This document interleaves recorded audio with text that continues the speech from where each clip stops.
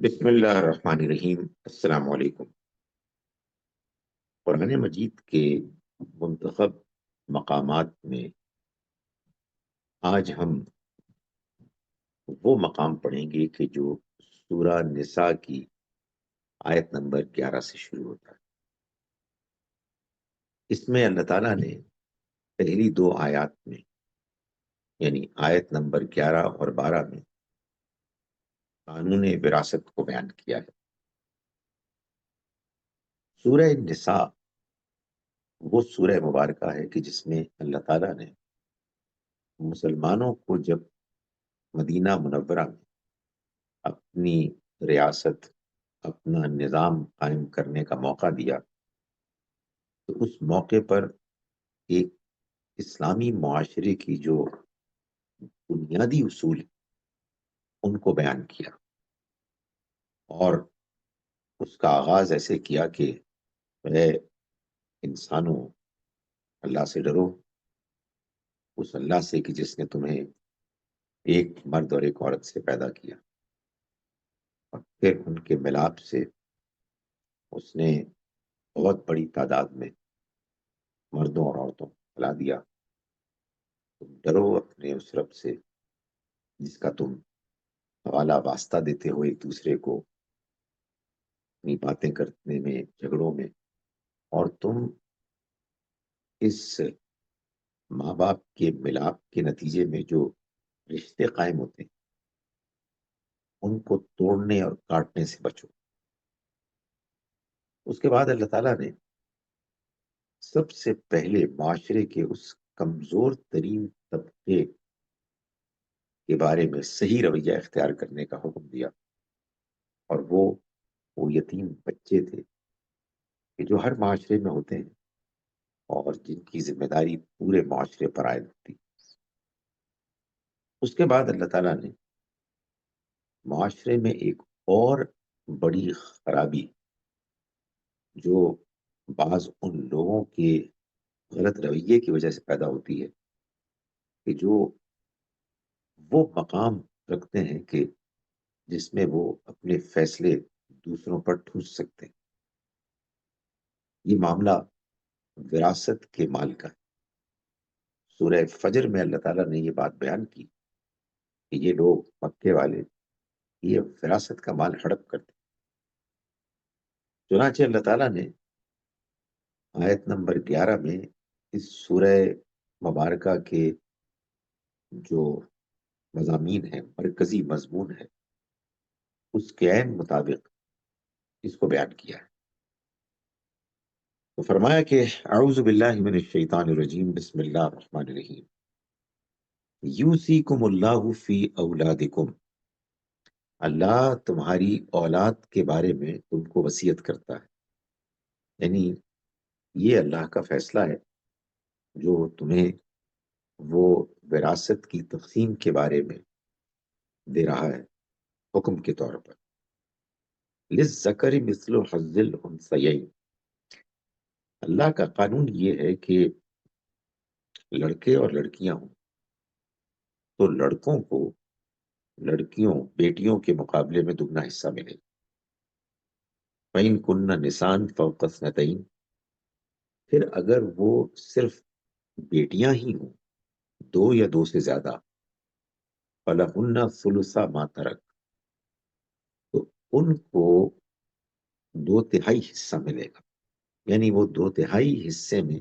برابر کی شریک ہوں گی۔ وَإِن كَانَتْ وَاحِدَةً، اور اگر وہ ایک ہی بیٹی ہو، فَلَهَا النِّصْفُ، تو ان کو آدھا حصہ ملے گا وراثت کا۔ ولی ابوئی، اس بیان سے بات معلوم ہو گئی کہ اگر بیٹے ہوں یا بیٹا ہو تو ان کو تو پورا ملے گا، لیکن اگر بیٹیاں ہوں، صرف بیٹیاں، تو دو تہائی دو یا دو سے زیادہ بیٹیوں کی صورت میں، اور آدھا ایک بیٹی کی صورت میں۔ ولی ابوئی ہی، اور ان کے والدین کو، یعنی مرنے والے کے والدین اگر زندہ ہیں تو ان کے لیے، اور یہ بات واضح ہے کہ بیٹوں بیٹیوں میں تقسیم سے پہلے ان کے لیے لکل واحد منہم السدس، ہر ایک کے لیے یعنی ماں اور باپ دونوں کے لیے چھٹا حصہ ہوتا۔ اس سے یہ معلوم ہوا کہ اللہ کے قانون وراثت میں اصول یہ نہیں ہے کہ مرد کو عورت سے دگنا حصہ ملے گا، جیسا کہ بہت سے لوگوں کے ذہن میں غلط فہمی ہے۔ ماں جو عورت ہے اور باپ جو مرد ہے، دونوں کو برابر کا حصہ ملے گا، یعنی چھٹا۔ مما ترا کا انکان لہو ولد، اس میں سے کہ جو اس نے چھوڑا اگر اس کی اولاد ہو۔ تو اس سے معلوم ہوا کہ پورے ترکے کا چھٹا حصہ ماں اور چھٹا حصہ باپ کو ملے گا اگر ان کی اولاد ہو، اور پھر جو کچھ باقی بچے گا وہ پھر اولاد میں تقسیم ہوگا۔ فَإِن لَمْ يَكُن لَهُ وَلَد، پھر اگر ان کے اولاد نہ ہو، وَرِثَهُ أَبَوَاهُ، اور اس کا وارث یعنی مرنے والے کے وارث اس کے والدین بنے، تو فَلِأُمِّهِ الثُّلُث، اس کی ماں کو تہائی حصہ ملے گا۔ یہ اللہ تعالیٰ نے بیان کیا، اور اس سے پہلے بھی جو بات بیان کی تھی وہ ماں ہی کے بارے میں کی تھی کہ وَإِن كَانَتْ وَاحِدَةً فَلَهَا النِّصْفُ فَإِن كَانَ لَهُ إِخْوَةٌ فَلِأُمِّهِ السُّدُسُ، پھر اگر اس کے بہن بھائی ہوں تو ماں کو اس صورت میں چھٹا حصہ ملے گا۔ باپ کو کیا ملے گا؟ باپ کو بھی چھٹا ملے گا۔ اس سے یہ بات واضح ہو گئی کہ بہن بھائیوں کی صورت میں اگر اولاد نہیں ہے تو بہن بھائی اولاد کی جگہ اختیار کر لیں گے، اس لیے کہ ماں باپ کا حصہ پھر واپس چھٹا ہو جائے دونوں کے لیے۔ یہ بات چونکہ ذرا باریک اور گہری تھی اور بعض لوگوں کو یہ سمجھ میں نہیں آئی، تو اللہ تعالیٰ نے اس کو پھر مزید واضح کر دیا سورہ مبارکہ کے آخر میں، یعنی آیت نمبر 176 میں فرمایا کہ یہ سب ملے گا چھٹا حصہ ان کو من بعد وصیت، اس وصیت کے بعد یوسی بہا، کہ جو اس نے کی، او دین، یا پھر قرض کی ادائیگی کے بعد، یعنی اگر قرض ہے تو سب سے پہلے قرض ادا کیا جائے گا، اور اگر مرنے والے نے کوئی وصیت کی ہے تو اس وصیت کو پہلے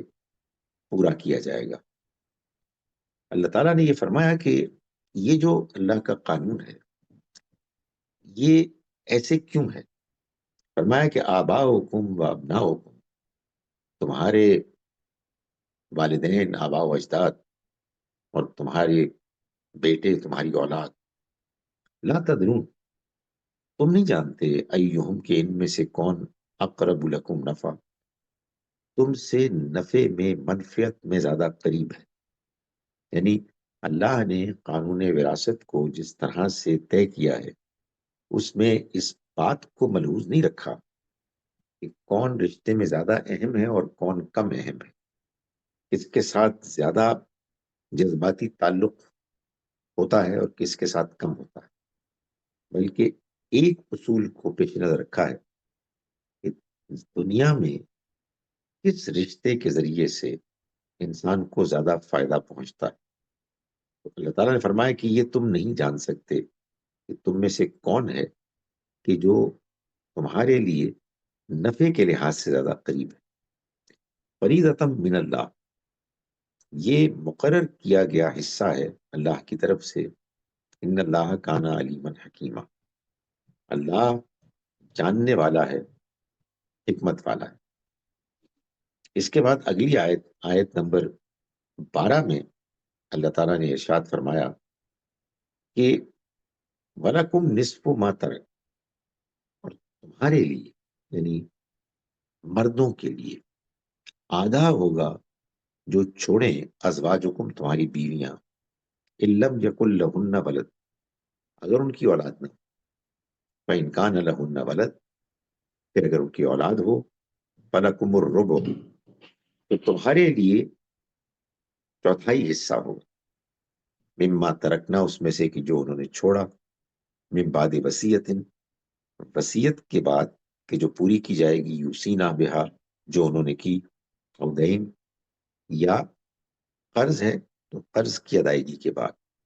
اور اگر دونوں ہیں تو دونوں کو پورا کرنے کے بعد، وَلَهُنَّ الرُّبُعُ، اور ان کے لیے یعنی بیویوں کے لیے جب وہ بیوہ ہو جائیں تو ان کے لیے چوتھائی حصہ ہوگا، مما ترکتم، جو تم نے چھوڑا، ان لم یکن لکم ولد، اگر تمہاری اولاد نہیں، فإن کان لکم ولد، پھر اگر تمہاری اولاد ہے، فلہن الثمن، تو ان کا 8واں حصہ ہوگا، مما ترکتم، اس میں سے کہ جو تم نے چھوڑا، من بعد وصیت، اس وصیت کے بعد، توصون بہا، جو تم نے کی، او دین، یا قرض کی ادائیگی کے بعد،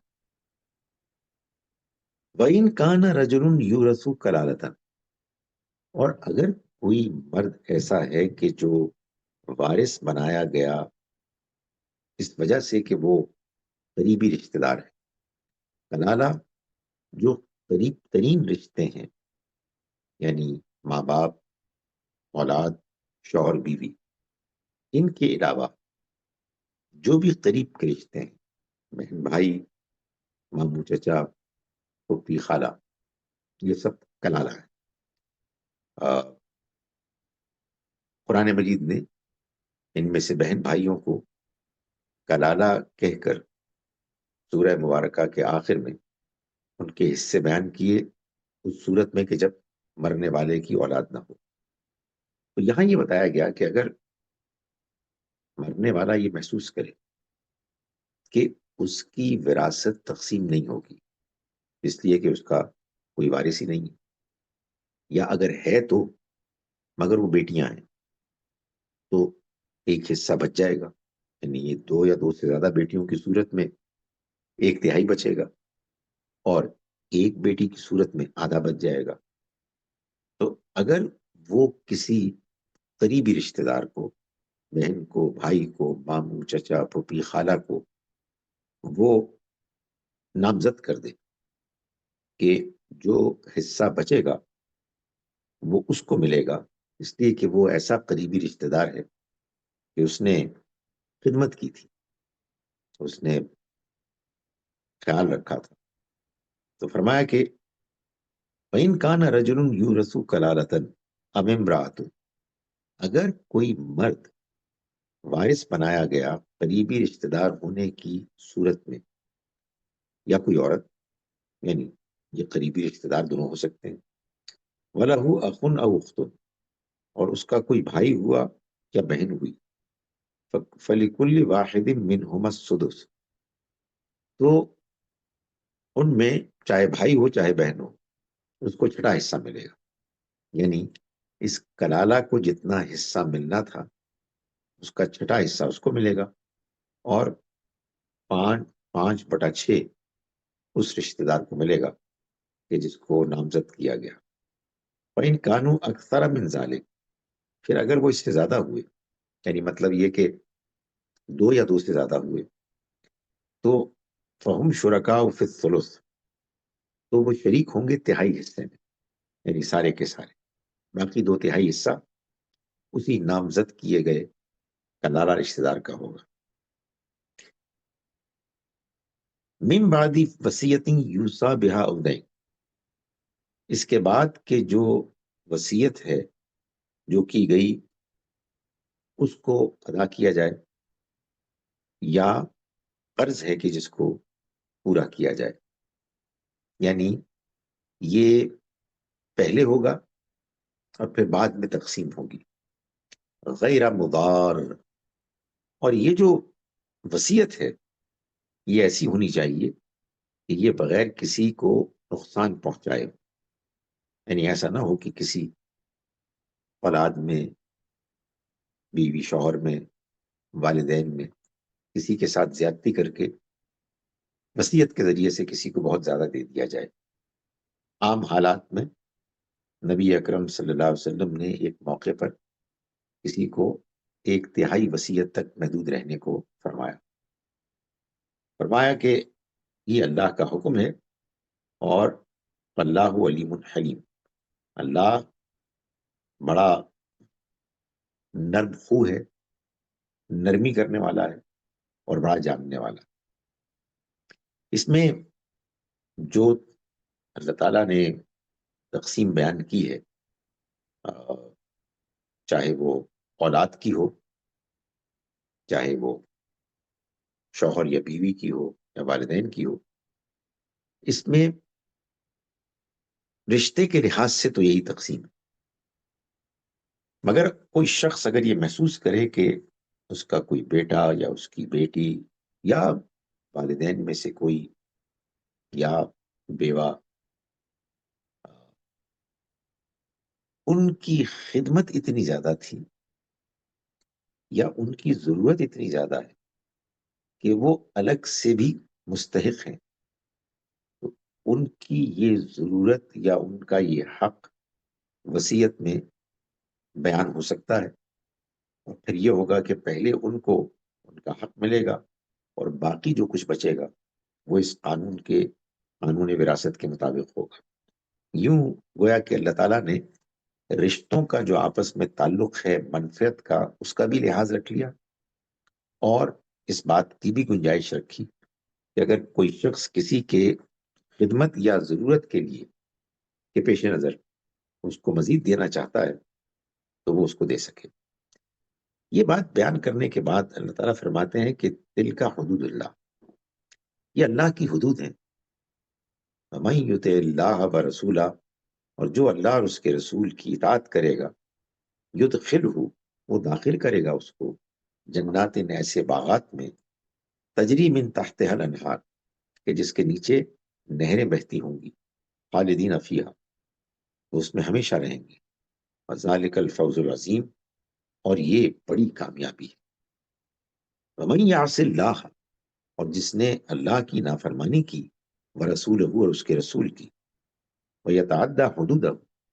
اور اس نے اس کی حدود کو پامال کیا، اس کی حدود سے وہ آگے بڑھا، یدخلہ نارن، تو وہ داخل کرے گا اس کو آگ میں، جہنم میں، خالدن فیہا، وہ ہمیشہ رہے گا اس میں، وَلَهُ عذاب مہین، اور اس کے لیے ایک ذلت آمیز عذاب ہوگا۔ یعنی اللہ نے جو یہ قوانین بیان کیے ہیں، یہ اس لیے نہیں ہے محض کہ آپ اس کی تلاوت کریں اور گزر جائیں، نہیں، اللہ کی فرما برداری کا یہ تقاضا ہے کہ ان احکام کی پابندی کی جائے، ورنہ نافرمانی کی صورت میں انسان آخرت میں شدید نقصان سے دوچار ہوگا۔ اب اسی معاشرے میں کہ جس میں یہ ساری ریفارمز کی اصول، شرائط بیان ہو رہی تھیں، وہیں پر فرمایا کہ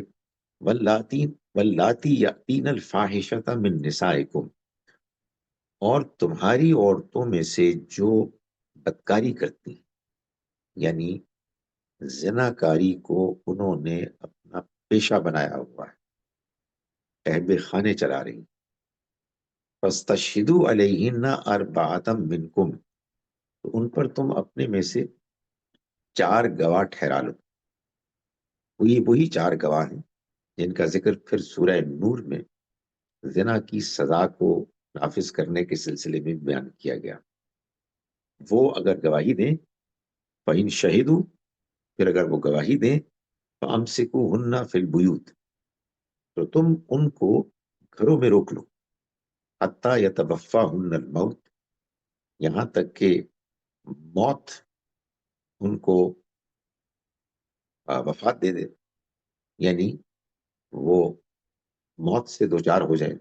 موت انہیں آ جائے، او یجعل اللہ لہن سبیلا، یا پھر ان کے لیے اللہ کوئی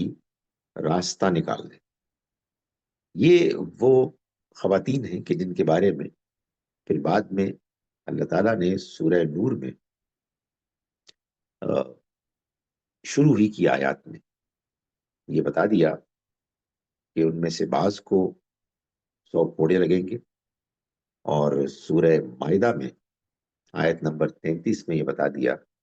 کہ ان میں سے جنہوں نے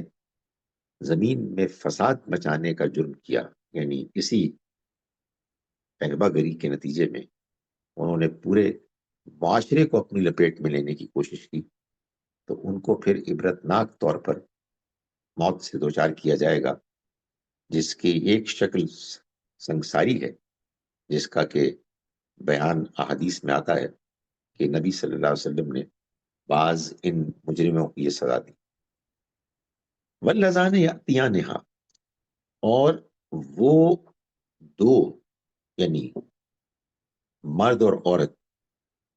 جو اس جرم کا ارتکاب کریں منکم، تم میں سے، فآذوہما، تو تم ان کو اذیت دو۔ یعنی یہ زناکاری کی دو شکلیں ہیں، ایک یہ کہ کچھ لوگ اس کو معاشرے میں ایسے کریں کہ وہ معاشرے میں پھیلنے کا باعث بنے، لوگوں کی عزتیں محفوظ نہ رہیں، اور ایک یہ ہے کہ کوئی چھپ چھپا کے کرے۔ تو پہلی صورت میں تو اللہ تعالیٰ نے پچھلی آیت میں اس کا ایک وقتی حکم بیان کر دیا، اور بعد میں اس کی سزا سورہ مائدہ اور سورہ نور میں آ گئی۔ دوسری صورت میں کہ جب چھپ چھپا کے اس طرح کا کوئی بڑا گناہ کیا جائے، تو فرمایا کہ ان کو اذیت دو، فَإِن تَابَا وَأَصْلَحَا، پھر اگر وہ توبہ کر لیں اور اصلاح کر لیں، فَأَعْرِضُوا عَنْهُمَا، تو ان سے تم اعراض کرو، ان اللہ کان توابا رحیما، بے شک اللہ بہت توبہ قبول کرنے والا، پلٹنے والا ہے، رحم کرنے والا ہے۔ یہاں جو دو کا ذکر ہوا ہے، اس میں بہت سے لوگوں کا خیال یہ ہے کہ یہ دونوں ہی مرد ہیں۔ عربی زبان میں جب ایک مرد اور ایک عورت کا معاملہ ہو تو اس میں بھی بالکل اسی طرح سے مردوں ہی کے صیغے میں بات ہوتی ہے، اور اس میں عورت بھی مراد ہوتی ہے۔ اس طرح کے گناہ کرنے والے، جرم کرنے والوں کی سزا پھر سورہ نور میں اللہ تعالیٰ نے 100 کوڑوں کی شکل میں بیان کی ان لوگوں کے لیے کہ جن کے پاس اس جرم کا ارتکاب کرنے کے معاملے میں کوئی ایسا ایکسکیوز نہیں تھا کہ جس کی وجہ سے ان کو کچھ آسانی یا چھوٹ ملے، اور یہ جرم بھی اپنی مکمل شکل میں ہوا اور وہ ثابت ہو گیا، تو ان کی جو سزا ہے زیادہ سے زیادہ وہ پبلک میں 100 کوڑے۔ آخر میں جو یہ فرمایا گیا کہ جو یہ حرکت کریں تو تم ان کو کچھ سزا دو، اور پھر اگر یہ توبہ کر لیں اور اصلاح کر لیں تو پھر اعراض کرو۔ اب یہ جو توبہ کا ذکر آیا ہے، اس موقع پر اللہ تعالیٰ نے فرمایا کہ یہ جو توبہ کرتے ہیں یہ جان لیں کہ انما التوبۃ علی اللہ للذین یعملون السوء بجہالۃ، اللہ کے ہاں توبہ کی قبولیت لازم ہو جاتی ہے ان لوگوں کے معاملے میں کہ جو کوئی برائی کرتے ہیں بجہالت، یعنی جذبات میں بہہ کر، وہ کوئی پلاننگ نہیں کرتے، سوچ سمجھ کر کوئی منصوبہ بندی نہیں کرتے، بلکہ اچانک پھنس جاتے ہیں، جذبات میں بہہ جاتے ہیں۔ ثم یتوبون من قریب، پھر وہ قریب ہی فوراً ہی توبہ کر لیتے ہیں۔ فاولئک یتوب اللہ علیہم، تو یہ وہ لوگ ہیں کہ اللہ جن کی توبہ قبول کرتا ہے، اللہ جن کی طرف پلٹتا ہے اپنی نظر عنایت کے ساتھ۔ وکان اللہ علیما حکیما، اور اللہ ہے جاننے والا، حکمت والا، یعنی اللہ جانتا ہے کہ کون ہے کہ جو بس جذبات میں بہہ کر وقتی طور پر گناہ کر بیٹھا اور اس نے صدق دل سے توبہ کی۔ وَلَيْسَتِ التَّوْبَةُ لِلَّذِينَ يَعْمَلُونَ السَّيِّئَاتِ، اور توبہ قبول نہیں کی جائے گی ان لوگوں کی کہ جو برائی کرتے چلے جاتے، حَتَّى إِذَا حَضَرَ أَحَدَهُمُ الْمَوْتُ، یہاں تک کہ ان میں سے کسی پر جب موت آتی ہے، اعلیٰ تو وہ کہتا ہے انی تبت الآن، کہ میں اب توبہ کرتا ہوں، وللذین یتوبون وہم کفار، اور نہ ہی ان لوگوں کی توبہ قبول ہوگی کہ جو ایسی حالت میں مرتے ہیں کہ وہ جان بوجھ کر انکار کرتے ہیں۔ انہیں بھی اگر آخر میں جبکہ موت ان کو نظر آ رہی ہو وہ توبہ کریں تو ان کی توبہ قبول نہیں ہوگی۔ اولئک اعتدنا لهم عذابا علیما، یہ وہ لوگ ہیں کہ جن کے لیے ہم نے ایک دردناک عذاب تیار کر رکھا ہے۔ یعنی معلوم یہ ہوا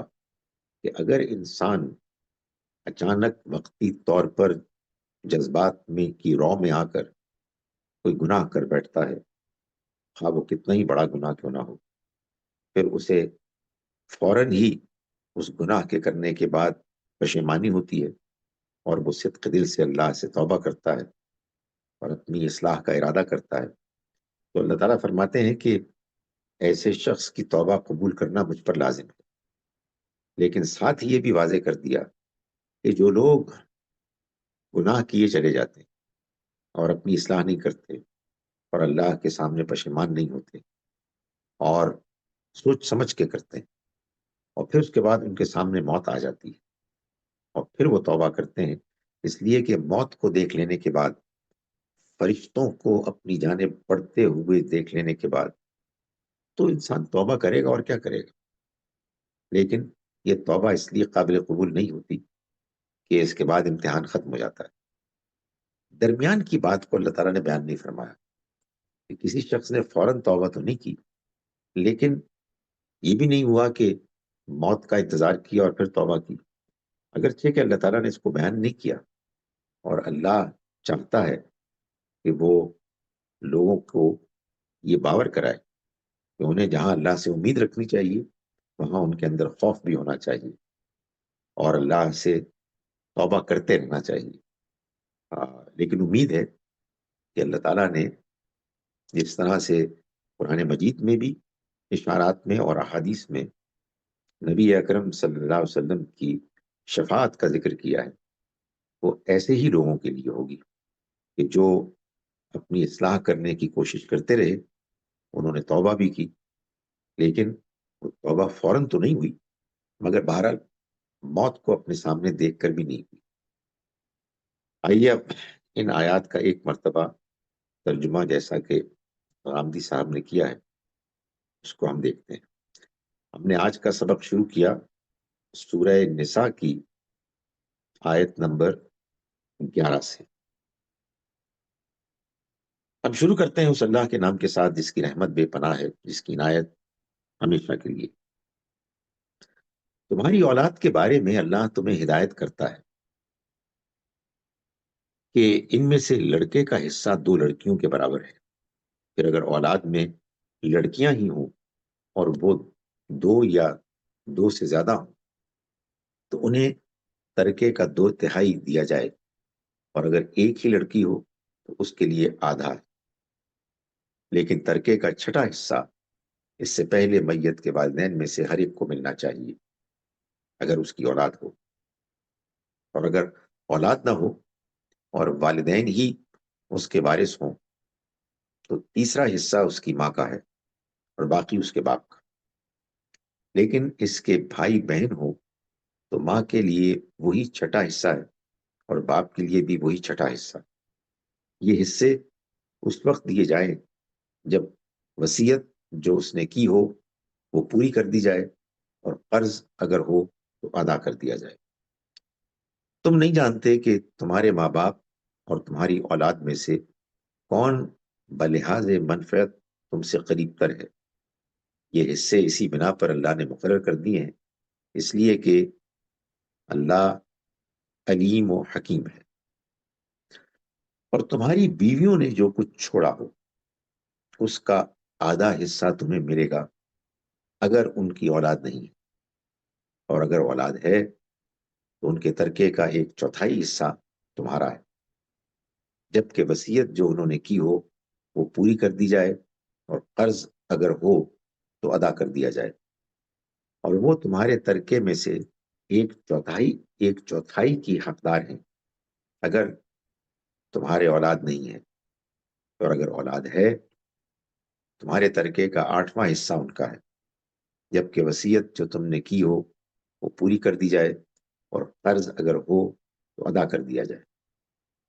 اور ان وارثوں کی عدم موجودگی میں اگر کسی مرد یا عورت کو اس سے رشتہ داری کی بنا پر وارث بنا دیا جاتا ہے اور اس کا ایک بھائی یا بہن ہے تو بھائی اور بہن ہر ایک کو چھٹا حصہ ملے گا، اور اگر وہ ایک سے زیادہ ہوں تو 1/3 میں سب شریک ہوں گے اور باقی اس کو ملے گا جسے وارث بنایا گیا ہے، جبکہ وصیت جو کی گئی ہو پوری کر دی جائے اور قرض اگر ہو تو ادا کر دیا جائے بغیر کسی نقصان پہنچائے۔ یہ حکم ہے اللہ کی طرف سے، اور اللہ جاننے والا ہے، وہ بڑا نرم خو ہے۔ یہ اللہ کی ٹھہرائی ہوئی حدیں ہیں، ان کا لحاظ کرو اور یاد رکھو کہ جو اللہ اور اس کے رسول کی فرما برداری کریں گے انہیں وہ ایسے باغوں میں داخل کرے گا جن کے نیچے نہریں بہتی ہوں گی، تو ان میں ہمیشہ رہیں گے، اور یہی بڑی کامیابی ہے۔ اور جو اللہ اور اس کے رسول کی نافرمانی کریں گے اور اس کی ٹھہرائی ہوئی حدوں سے آگے بڑھیں گے انہیں وہ آگ میں ڈالے گا جس میں وہ ہمیشہ رہیں گے، اور ان کے لیے رسوا کر دینے والی سزا ہے۔ اور تمہاری عورتوں میں سے جو بدکاری کرتی ہیں ان پر اپنے اندر سے 4 گواہ طلب کرو، پھر اگر وہ گواہی دے دیں تو انہیں گھروں میں بند کر دو یہاں تک کہ ان کی موت آ جائے یا اللہ ان کے لیے کوئی راستہ نکال دے۔ اور جو مرد و عورت تمہارے لوگوں میں سے اس جرم کا ارتکاب کریں انہیں ایذا دو، پھر اگر وہ توبہ کریں اور اصلاح کر لیں تو ان سے درگزر کرو، بے شک اللہ بہت توبہ قبول کرنے والا ہے، اس کی شفقت ابدی ہے۔ یہ بات البتہ واضح رہنی چاہیے کہ اللہ پر توبہ قبول کرنے کی ذمہ داری انہی لوگوں کے لیے ہے جو جذبات سے مغلوب ہو کر کوئی گناہ کر بیٹھتے ہیں، پھر جلدی ہی توبہ کر لیتے ہیں، سو وہی ہیں جن پر اللہ عنایت کرتا اور ان کی توبہ قبول فرماتا ہے، اور اللہ علیم و حکیم ہے۔ اس کے برخلاف ان لوگوں کے لیے کوئی توبہ نہیں ہے جو گناہ کیے چلے جاتے ہیں یہاں تک کہ جب ان میں سے کسی کی موت کا وقت قریب آ جاتا ہے اس وقت وہ کہتا ہے کہ اب میں نے توبہ کر لی۔ اسی طرح ان کے لیے بھی توبہ نہیں ہے جو مرتے دم تک منکر ہی رہیں۔ یہی تو ہیں جن کے لیے ہم نے دردناک سزا تیار کر رکھی ہے۔ السلام علیکم ورحمۃ اللہ وبرکاتہ۔